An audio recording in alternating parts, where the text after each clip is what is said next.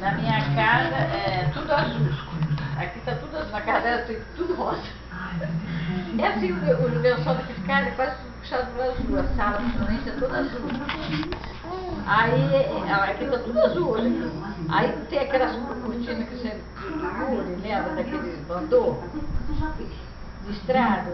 Eu peguei e falei assim, o que eu vou fazer com esse troço? Não usa mais isso, no lugar não. Eu peguei e tirei as duas pontas que tem.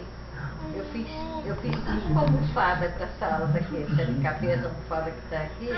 Ficou tão bonitinho, tudo listinha. E ainda ficou um bandô. Ainda dá para botar num quarto, mas eu não tenho nem quarto para botar. Ó o Miguel, gatinho. Aí mas ficou bonitinha, quer dizer, tá tudo azul aqui. A sala é azul. Aí ela falou assim, então eu vou tirar bastante foto aqui, que é azul, que em casa é a maior parte, é tudo só do rosa.